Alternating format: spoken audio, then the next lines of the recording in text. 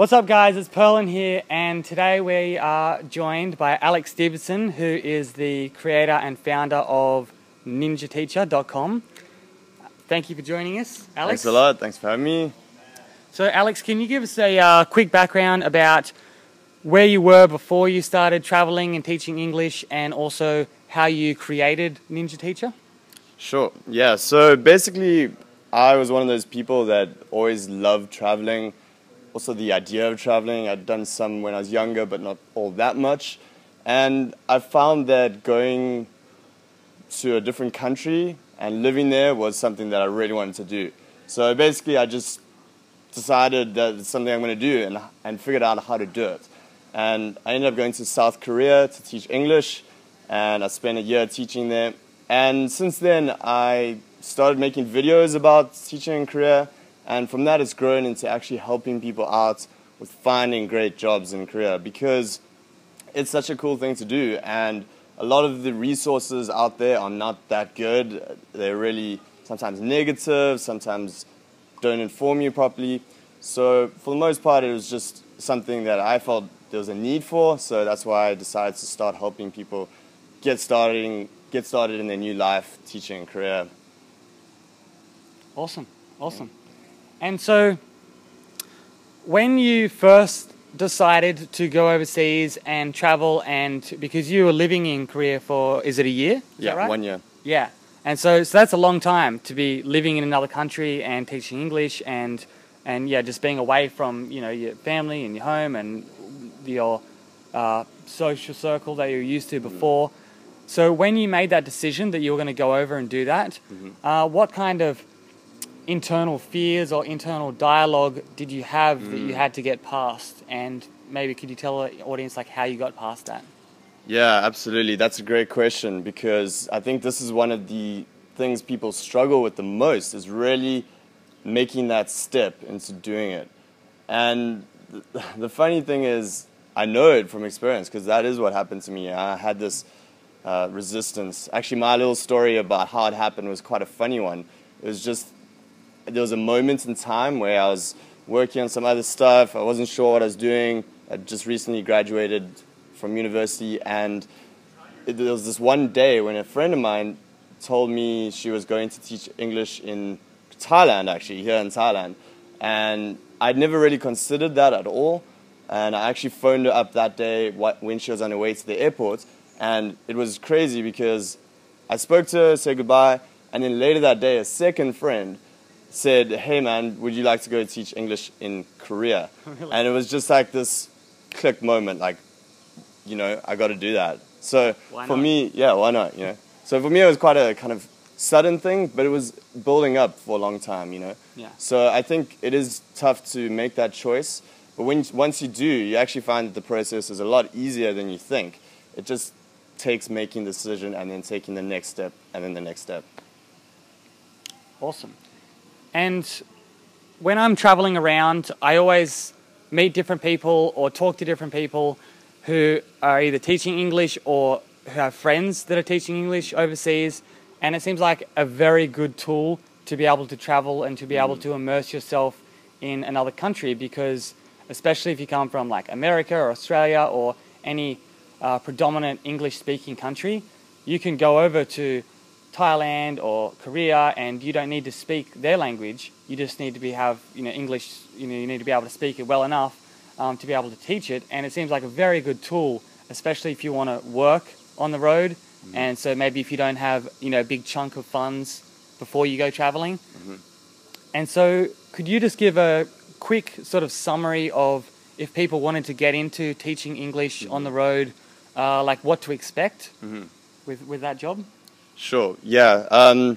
There's a lot of different things that I could say, but I'll kind of keep it right to the point with the details of it, because this is something that people want to know. So you do need to have a degree to teach in Korea at least. The nice thing, like you said, is that it's one of those things where it's a good opportunity to travel because you can make a lot of money, and that's really true, especially in South Korea, and that's one of the reasons I went there. The pay there is particularly good out of the Asian countries.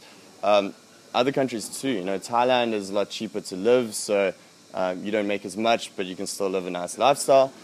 But basically, you do need some money and stuff to travel. So what's nice when you go to Korea is you can do that. Save money.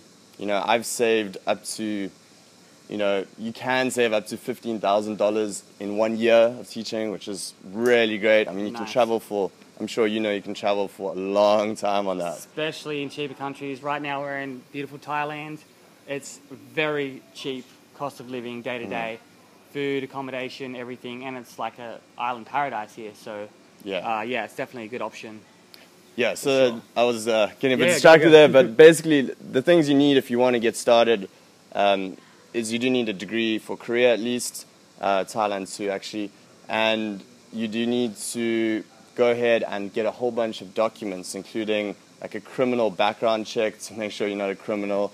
You need to have your degree certified, a copy certified. So there's a few steps you need to take. But basically, the best thing to do is just get out there and start job hunting as soon as possible.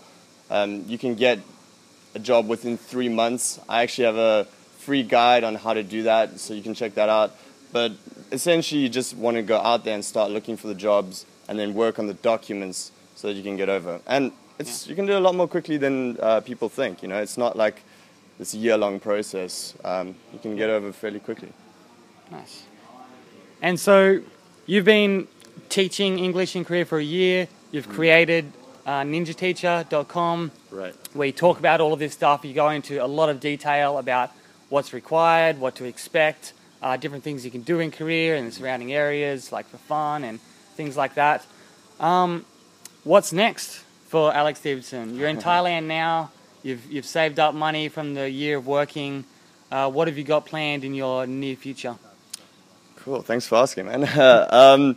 So yeah, I mean, this whole travel lifestyle that I started off with teaching, it's really something I'm passionate about. And now I've started helping people find jobs, and this is what I'm doing basically full time now. So, I was in Korea helping people out with career jobs. Now I'm in Thailand. I'm looking into the scene here, connecting with recruiters and people to place people in jobs here, so I have a network of people to work with. Because Thailand, I mean, this place is great. Like, I'm sure you can agree. Like, it's nice. Amazing place. And if people want to come teach English in Thailand too, there's information out there, of course. But I'm going to work on giving people more good free information on my YouTube channel. Yeah, and definitely subscribe, because he's got things coming out. Like, he's got to get stuff done. So you'll be seeing a lot more material coming out from your channel. Yeah. I should say. Awesome. Okay, thank you, Alex, so much for this interview. If people want to find out more about you and find out more information, maybe learn how to teach English in another country, where can they go to find this information? Just check out my YouTube channel, Ninja Teacher, and there's a lot of good videos on there. You can check out ninjateacher.com, some articles as well as videos, and like me on Facebook and stuff. Just search Ninja Teacher. Nice. I'll put all of these links that we talked about today underneath this video so they're easy access for you. And definitely subscribe, check it out, and do whatever you can to get out and travel on the road and experience the world, because it's out there waiting for you. All you have to do is make the decision to go, and then the material and the knowledge of how to do it and the options of how to do it will just present themselves. And this is one very viable, good option to take. Cool. Perlin here, signing out. Cool. And I just want to quickly say that Perlin's stuff's awesome. Check out all his really cool interviews he's done and his stuff on traveling. Great stuff. Subscribe to his channel. It's awesome. Thanks, man. All right. Us signing out here from beautiful Thailand. Until next time. Bye.